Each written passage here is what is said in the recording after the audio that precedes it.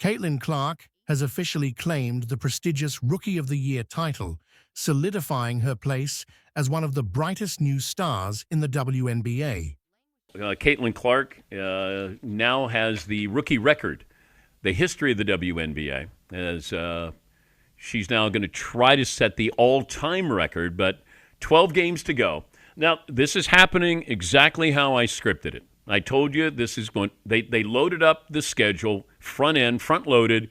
Caitlin Clark on a bad team, the worst team because they drafted her number one. They were going to load up against better competition, and she played an entire college basketball season. From the moment she stepped onto the court, Clark's incredible talent, competitive spirit, and ability to deliver in clutch moments have set her apart from her peers. This recognition is the culmination of a season filled with jaw-dropping performances, where she consistently displayed the skills and poise of a seasoned veteran, despite being in her debut season. Her journey to this award has been nothing short of remarkable, and it's clear that Caitlin Clark is just getting started. She didn't deserve to be on the Olympic team. And at the time, I felt that. But she got rest, the schedule not as demanding, and now you're seeing Caitlin Clark. And for everybody who talked about, she's just a shooter, she's already set the all-time rookie assist record. For somebody who's the greatest scorer in college basketball history, and she is an incredible. See, I think that was lost on a lot of people. Throughout the season, Clark has been instrumental in leading her team to victory, often carrying the offensive load with her scoring and playmaking abilities. Her ability to perform under pressure, delivering in clutch situations with a poise that belies her rookie status, has been one of the defining features of her debut season. Whether she was pulling up from long range, dishing out assists, or stepping up on defense, Clark consistently displayed the kind of all-around game that sets her apart from her peers. Her ability to be able to find the open person, it's something that you're born with. And, if you're one of her teammates and she's coming in, and I said at the time, she will try to ingratiate herself as a teammate by passing first instead of shooting first. And that's exactly what's happened. And she's played incredibly well. They've played incredibly well. And I know we want to make this the Rookie of the Year debate. Angel Reese is a wonderful player. Moreover, Clark's influence extends beyond just her on-court performance. She has quickly become a fan favorite, captivating audiences with her fearless approach to the game and her infectious energy. Her journey from college superstar to WNBA standout has been closely followed by basketball enthusiasts, and her success has brought even more attention to the league, contributing to its growing popularity. As the season progressed, it became increasingly clear that Clark was on a trajectory towards greatness. Her performances against some of the toughest teams in the league were nothing short of spectacular, and she consistently rose to the occasion, proving that she was more than deserving of the Rookie of the Year honor. This accolade is just the beginning for Clark, who has already shown that she has the potential to be one of the WNBA's all-time greats. After the final buzzer, Caitlin Clark was seen making her way to the handshake line, trying to maintain her composure. In a moment that could only be described as pure sportsmanship, Clark didn't dwell on the heated moments that had taken place on the court. Instead, she focused on the importance of the game and her respect for the opposing team. She later reflected on the situation. Honestly, I have no idea. I was just trying to get to the handshake line and shake hands and, be grateful that my team was in that position. That's all you can do is, hold your head high, be proud of what you did, and, all the credit in the world to LSU. They were tremendous. They deserve it. They had a tremendous season. This response from Clark highlights her maturity and grace, especially in a high-stakes game where emotions often run high. Rather than getting caught up in the rivalry, she chose to acknowledge the effort and skill of Angel Reese and her team, LSU. Clark added, "All the credit in the world to LSU. They were tremendous. They deserve it." It's moments like these that define not just the players, but the spirit of the sport itself. Despite the intense competition, Caitlin Clark demonstrated that sportsmanship and respect remain at the core of basketball. I think that's something that you can transition to the next level, and it's going to be spectacular to see, and I can't wait to see it. But here's the reality of the situation. She instigated this kind of stuff. Let's call it what it is. She was waving. She was doing the Cena. How about what she did to Raven Johnson? She didn't just go into the lane and not guard her against South Carolina in the national semifinal. She waved her off. But here's the reality of the situation. Clark has been known to stir the pot a bit on the court. Let's call it what it is. She's been an instigator in some of these moments. Remember when she waved off players or pulled out the "you can't see me" gesture, popularized by John Cena?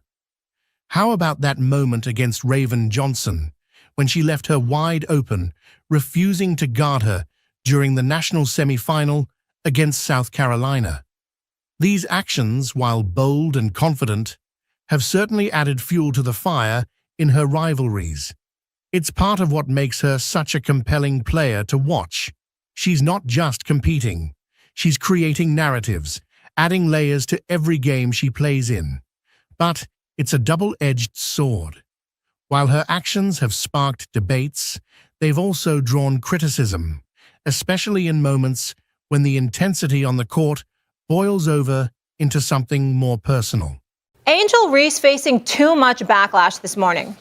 Ladies and gentlemen, I love Caitlin Clark. She's been a guest on this show. I think she's spectacular. I'm the one that's been calling her the Steph Curry of women's basketball, and she has done nothing to push that back. I mean, this young lady is spectacular. She's been great for women's basketball overall, not just college basketball, but women's basketball. I think she has the potential, when all is said and done, to be arguably the greatest ever, because when you have that kind of range and that kind of handle, and you can pull up from the parking lot like Steph Curry, for crying out loud. This stark contrast in reactions exposes a deeper issue that can't be ignored.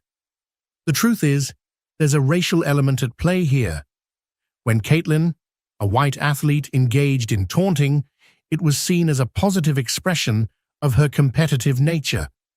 But when Angel, a black athlete, did the exact same thing, it was met with a wave of backlash.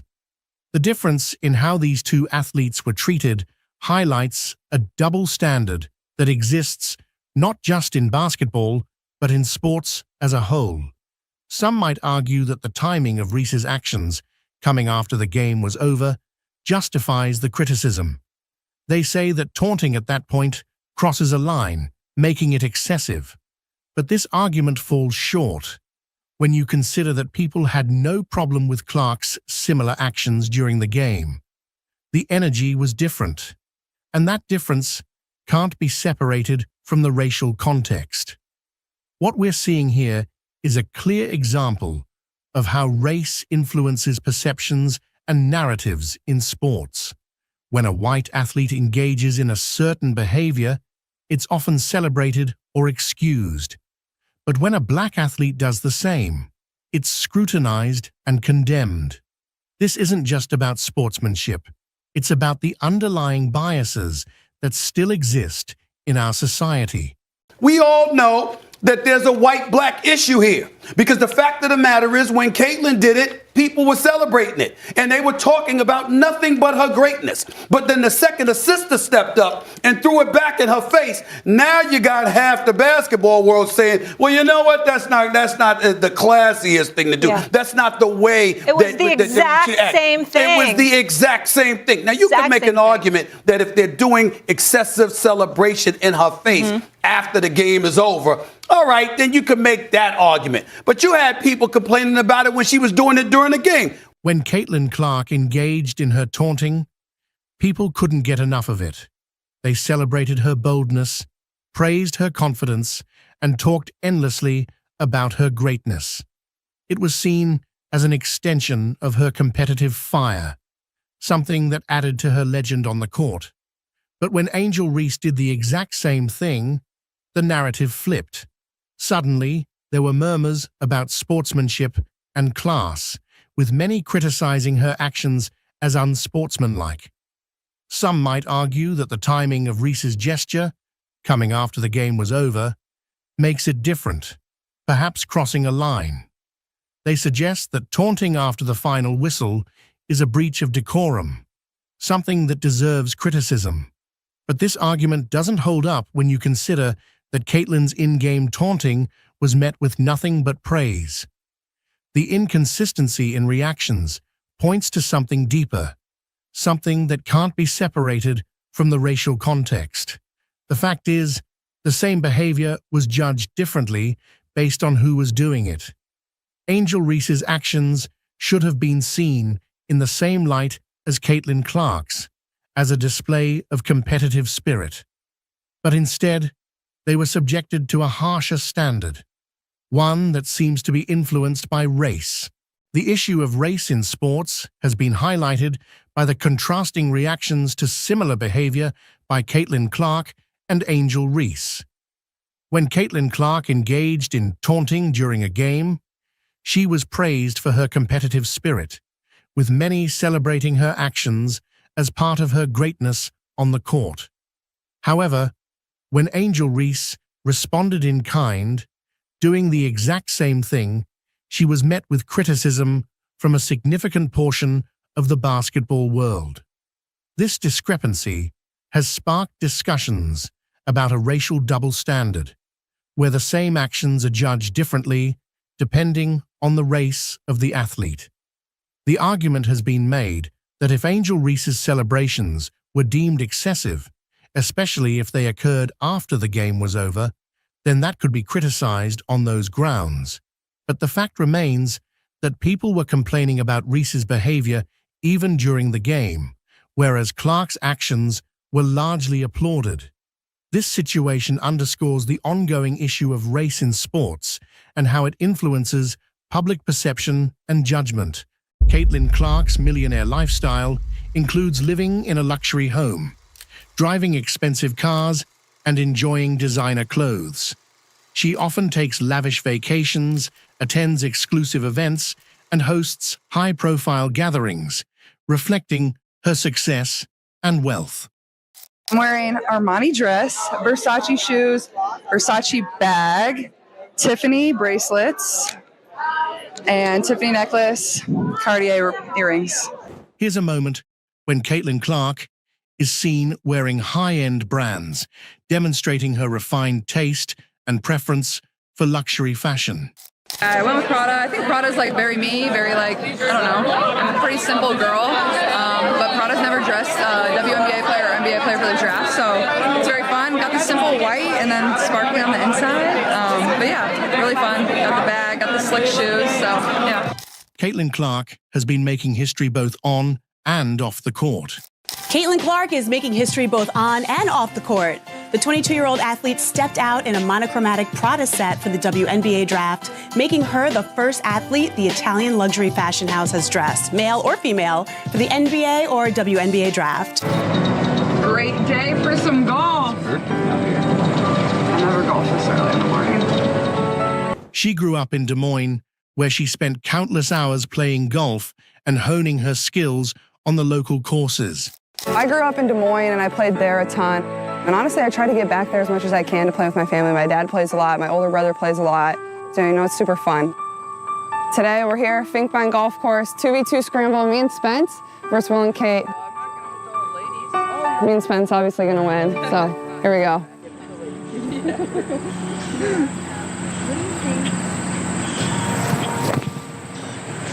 We're very competitive people. We love to compete, whether it's on the basketball court or if it's out here. I think it just adds a fun element to golf. People who know Caitlin often say that she is incredibly goofy and always making jokes, bringing a lighthearted vibe to any situation. They would probably just say I'm like super goofy. Like I just make like, I don't know, jokes all the time. And I don't think people always understand that. Like when I'm on the court, like I'm competitive, I'm like passionate. When she's off the court, Caitlin understands that life is about more than just basketball. But like when I'm off the court, like I understand like there's more to life than just basketball, and you like get that. Like there's more to life than wrestling. Like just understanding that and enjoying every single day. And like as you know, college goes fast. Like it can't be all serious all the time. So Caitlin doesn't collect shoes, but she still owns a lot of them.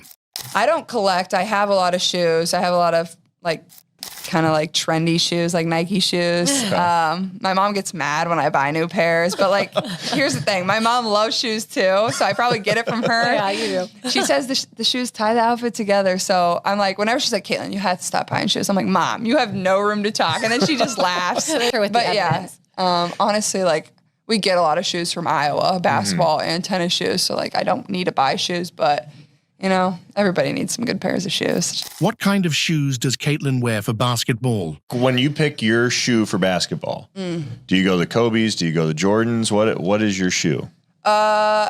Recently, KD's. Okay. His latest one, those were very comfortable. It's probably my favorite. They're almost like a midsole one, so they weren't low, but they weren't high. So like kind of protected your ankle a little more. I had quite a few pairs of those this year.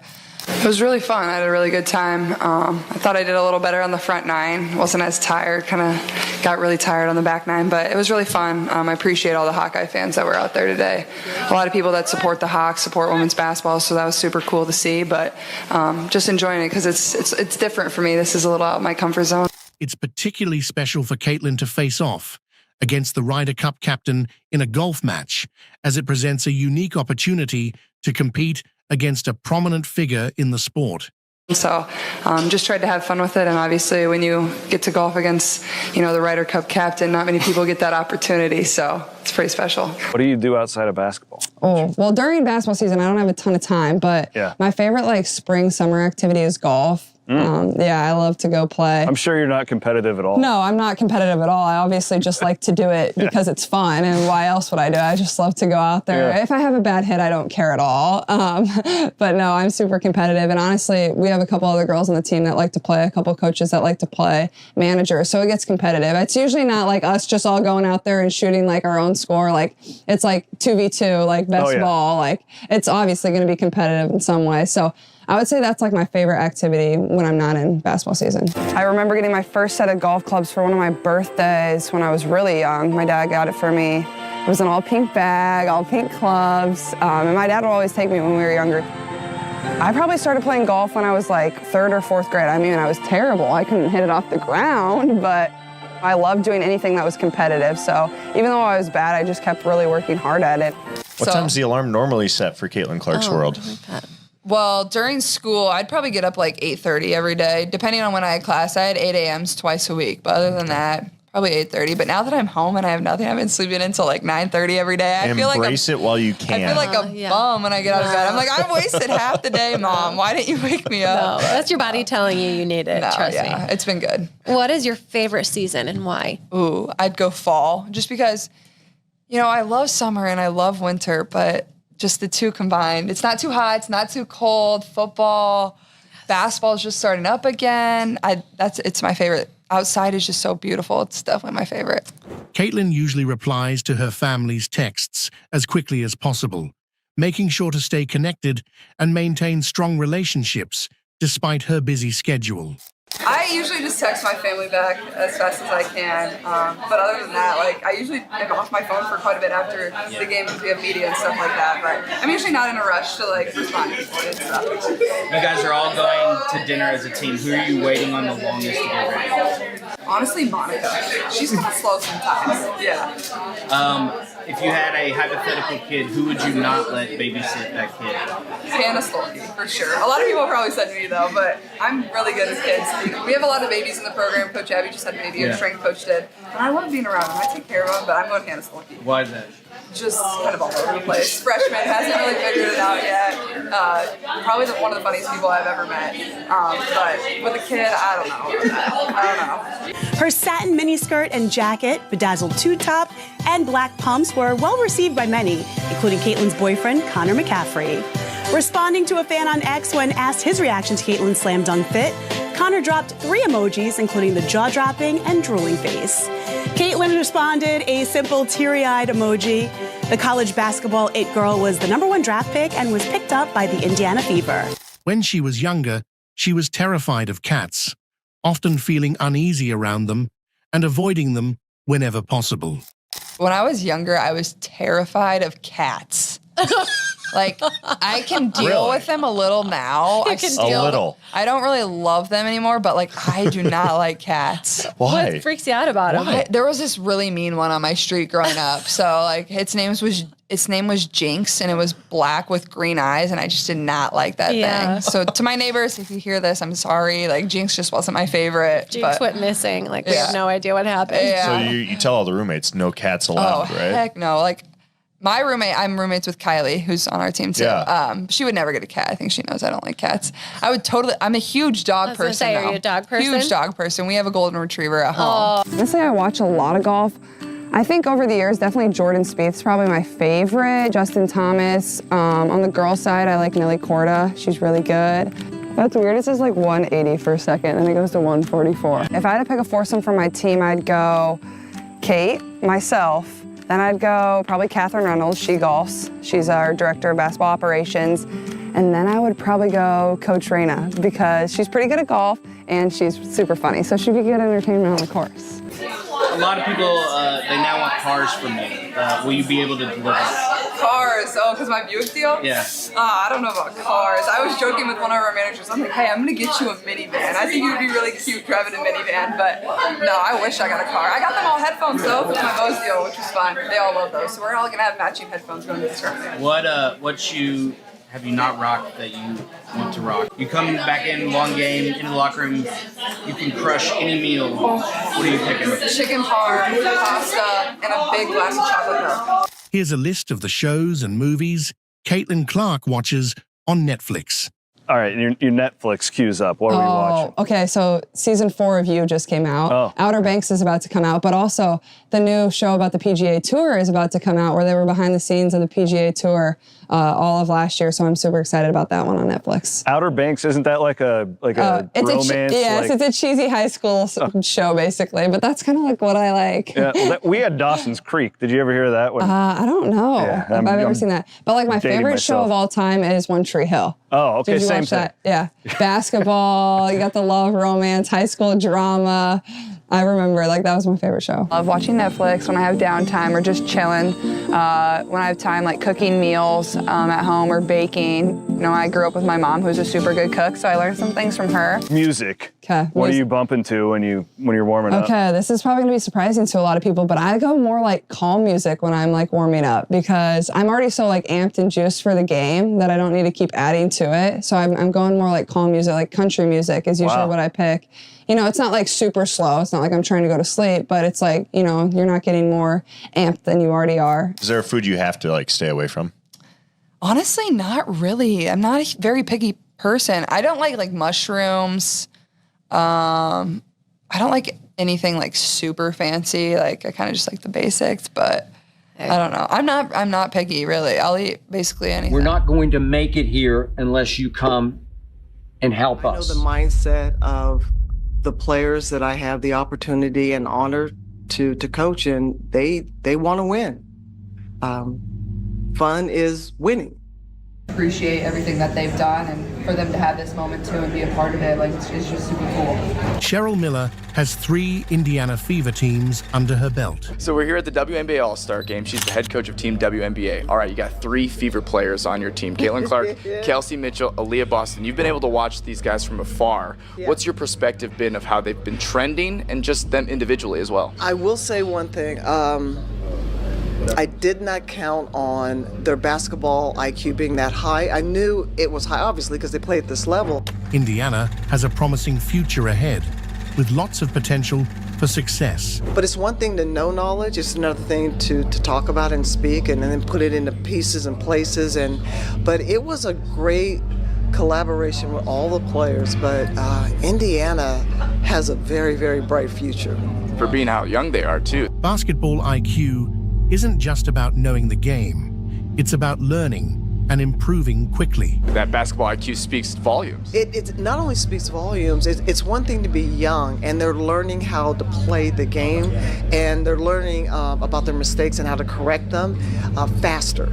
And so they're making those game, in-game and out-of-game adjustments. Cheryl is confident that they will mature and improve as they continue playing.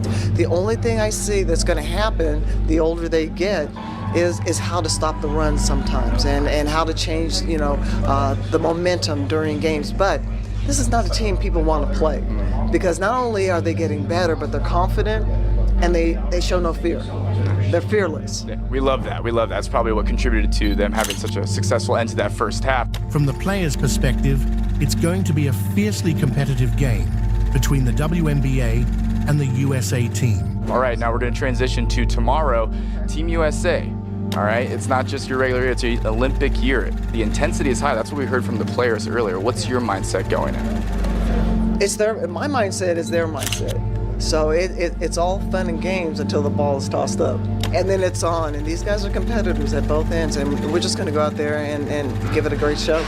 Here's Caitlin's perspective on Cheryl Miller. What's a Cheryl Miller practice like? Gosh, I love Cheryl. I love her brother too. He's awesome, obviously, a Pacer too. We were in a little commercial together, so I love their family. They're just awesome people. And one of the best that's ever played the game. So I've known Cheryl for a little while now. I think her energy, that's what I love about her. Like, it's just contagious and it's fun. Like, I called her coach and she was like, I don't know about that yet. You'll have to see how I do during the game. So, no, but it's super fun. And then obviously Andy Myers drives ill too. Getting to be around those two people that have done so much for the game.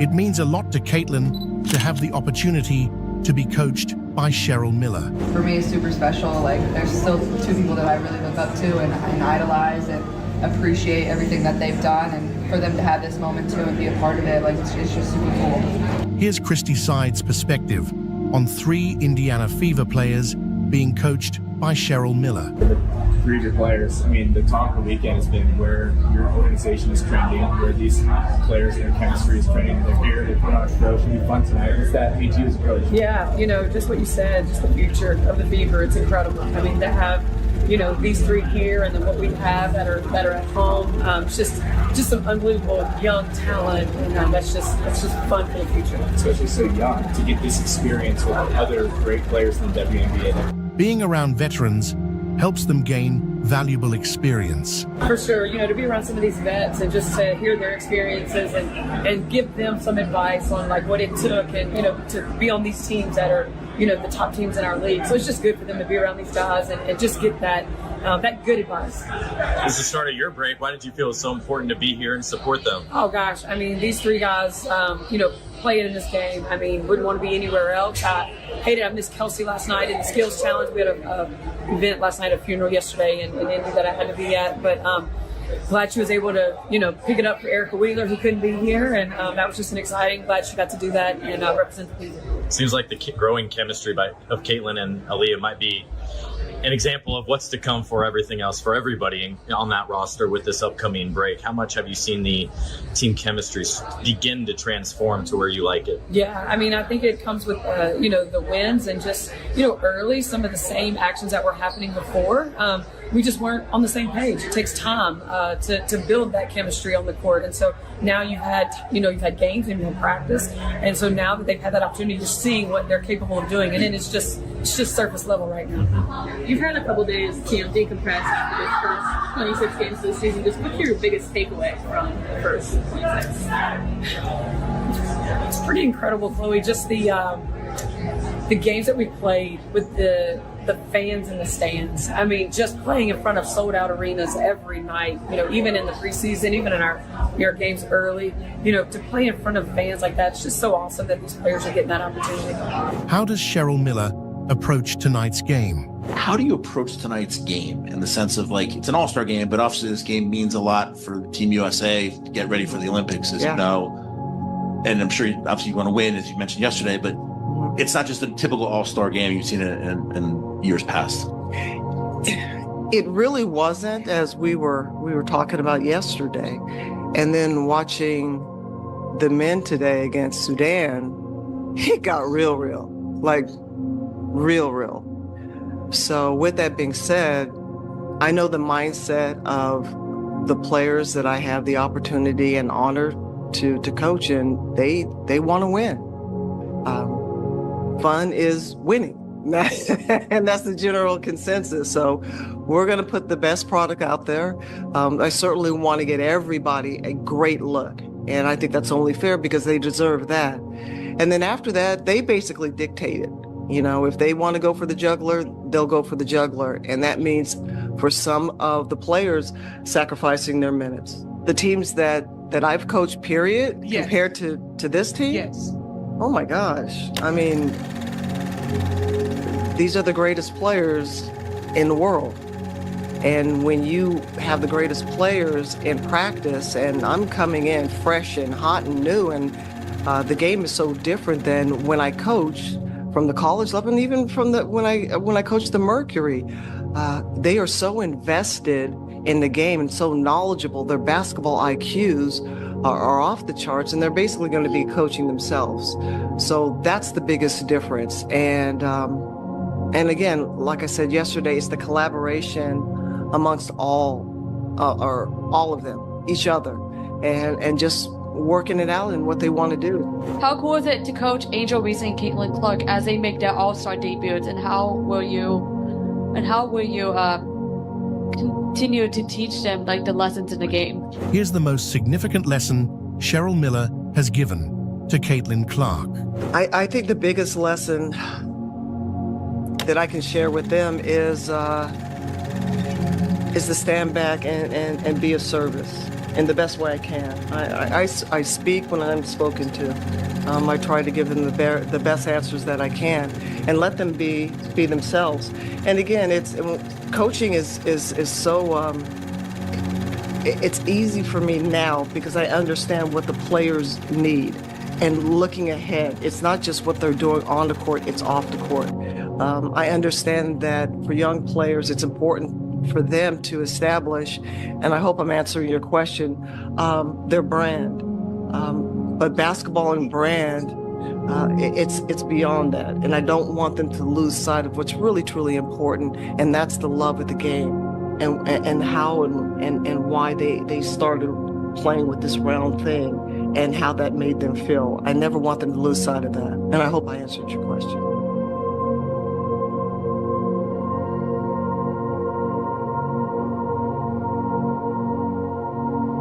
Miller offers her insights on the all-star team dynamics. What's your perspective been of how they've been trending and just them individually as well? I will say one thing. I did not count on their basketball IQ being that high. I knew it was high, obviously, because they play at this level. She emphasizes the importance of collaboration for success. But it's one thing to know knowledge, it's another thing to talk about and speak and then put it into pieces and places.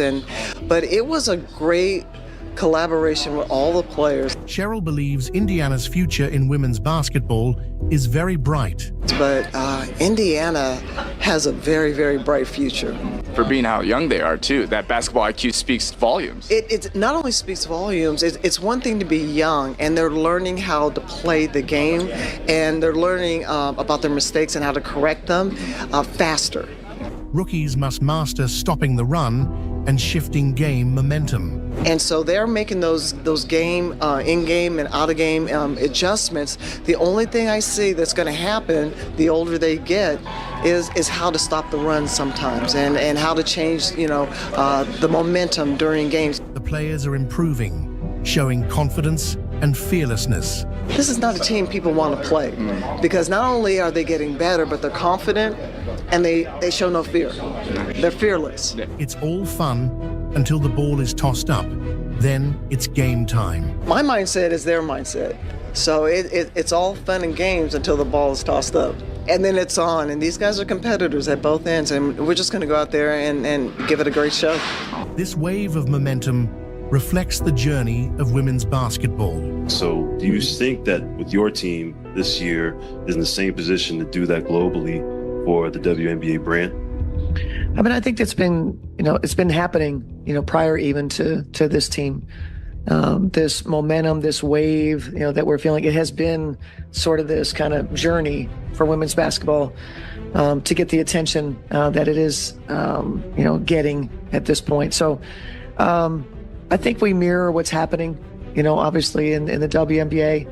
And, I think hopefully this team can uphold, sort of the culture and the level of success and compete. And but I don't necessarily know that this team is going to be, the team that changes things. I think we're continuing to, be on that upward trajectory, and this team has absolutely been a part of that. Hey, Coach, what does it tell you about the overall talent right now in women's basketball that, you've got the best team chosen in the world to play the Olympics, and then you just got beaten by a group of people in the NBA who seem to be just as talented? In the NBA, it felt like we were guarding somebody from the NBA tonight, I think we know this. Everybody in this room, you're here because you've been watching women's basketball. I assume you're not new to it, right? So the depth, we've said this for years, that they call on me, whether it's the collegiate level or the dub, I'm here to be of service. She discusses the profound impact of Diana Taurasi on the sport. As you talked about the new wave in college basketball entering the W and some of the current crop of W players, are there any players that remind you of you? And if so, who are they? No. And each of these young ladies, they're one of a kind. And when I watch women's basketball, like you said, from the collegiate side to the dub, there's a collection of me's. That's what I see, a collection of me's. Sure. When you talk about, to kind of piggyback off legacy, but to be back, like you said yesterday, at the practice facility, and Diana Taurasi, I was here for a career here in Phoenix. You were an Olympian, but to play in 6 Olympics, what can you say about her that probably hasn't already been said? Longevity. Diana is a remarkable human being, an athlete, and she is the model of how to play the game the right way, take care of your body off the court, and such an ambassador for the game. And I just love that she's being honored, celebrated, and again, she gets it. She understands and embraces the legends, the current, and the future. And we need more people like DT out there and leading the way. And I couldn't be prouder for her and for this organization and for the Dub. If this is her last year, man, what a heck of a career she's had.